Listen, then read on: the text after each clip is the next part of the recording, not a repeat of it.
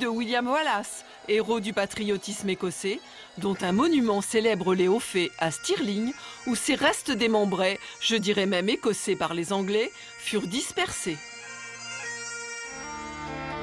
C'est au château de Stirling aussi que naquit Marie Stuart, reine d'Écosse, reine de France. Nous avons rencontré son babysitter. Je suis le gardien du château, mais je suis aussi l'un des tuteurs de Marie Stuart. En 1546, elle avait 4 ans et elle courait dans ses appartements. C'était une enfant remuante. Ceux de sa cour étaient des enfants de son âge. Vous pouvez imaginer ces pièces pleines de vie, pleines de rires, pleines de cris et de querelles de jeunes enfants.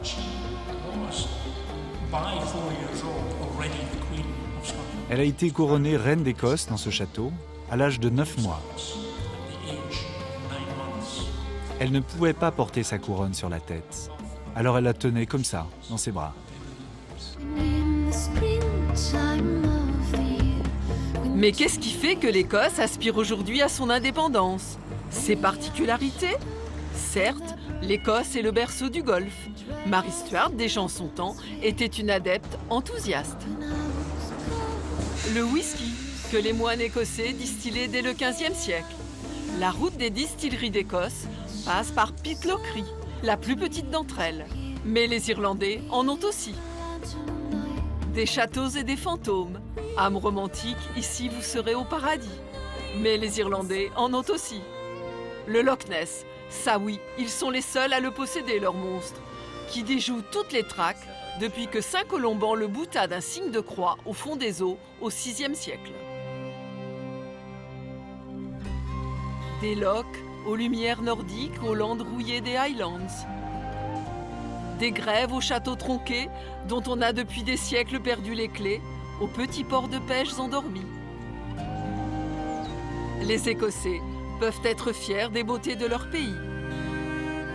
Et même de leurs belles Écossaises à la coupe afro. Mais ce que les Écossais peuvent revendiquer, ce sont leurs clans et leurs tartans. Un clan, c'est comme une famille, mais c'est beaucoup plus large qu'une famille, avec de nombreux membres. Les origines du clan remontent au XIIe siècle, quand Sam Lade, le viking, a apporté assistance aux locaux pour combattre les rois de Man. Et le fils de Sam Lade s'appelait Donald. C'était le premier ancêtre du clan.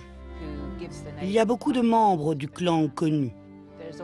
Parmi eux, Étienne MacDonald, qui a été nommé maréchal de France par Napoléon. De toute façon, oui ou non, il y a belle lurette que l'Écosse est une nation.